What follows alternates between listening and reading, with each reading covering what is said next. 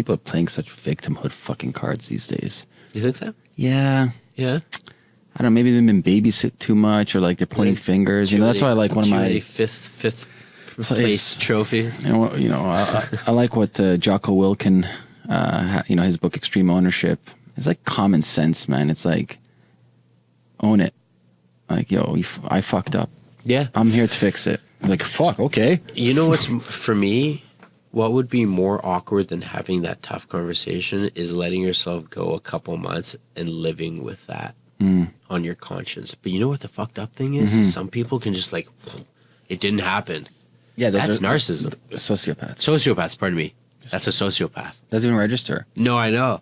Like sometimes I'm almost like, I wish I had a little bit of that, because things really sit with me. Yeah. And I'm like, oh, and it weighs on my conscience. And, you know, sometimes I'm like, I wish I just didn't give a fuck.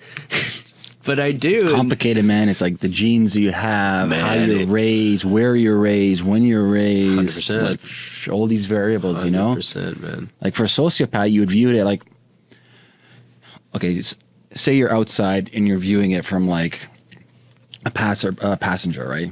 You're watching like an opera. And from like your own morals and ethics, you'd be like, oh, that person's doing bad. I always tell people, you really believe people wake up in the morning and said, I'm going to do bad, evil things? Like, no. No one believes they're fucking bad or evil. Everyone believes they're good. Everybody. Right. This side, that side, upper. Everybody is doing good. So you can't like fault people for their like default behavior. It's just a fact. That's it. Just take it as face value.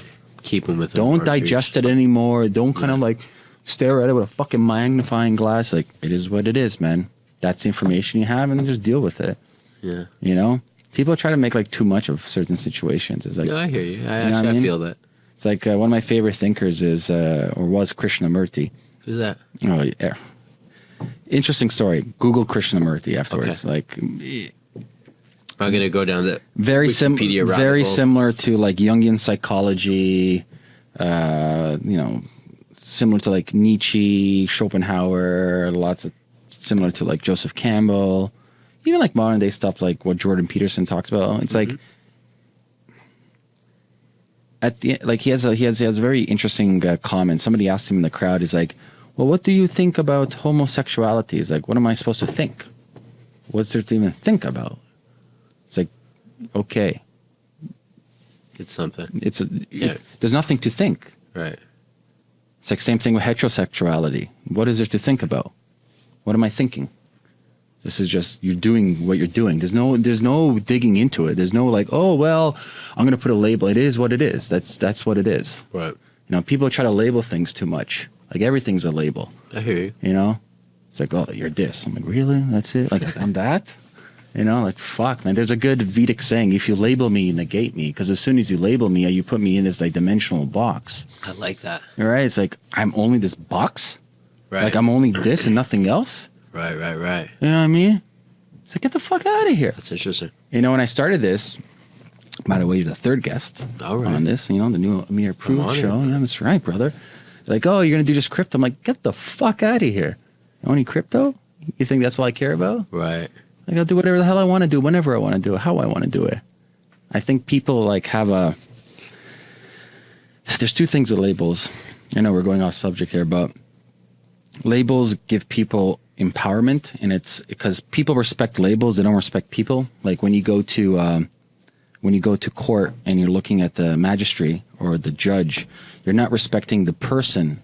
Respecting the judge, the crown, the label. Yeah. That's the myth, not the person. Like, you know? Like Michelle Falcon Esquire. You care about the Esquire part. All right, or doctor. Who are you respecting? 100%. You're respecting the title, doctor. Or people say, I'm an entrepreneur. Like, that's your identity only? I'm a fucking entrepreneur. I'm like, you know, or like one of my old school friends, like he's like really old, he's like 75. He's like, that's all we had. That's our only option we had back in the day. Mm-hmm. What's this fucking entrepreneur thing? Like, if I didn't work for myself, you know what I'd have? Nothing on the table. Right. This concept of entrepreneur is like brand new. You know, it's like do or die back in the day. It's like if I didn't, you know, have my farm and do blacksmithing and all this shit, like, I'm just dead. Yeah. You know what I mean? Survival, right? So it's fascinating, man. Very fascinating.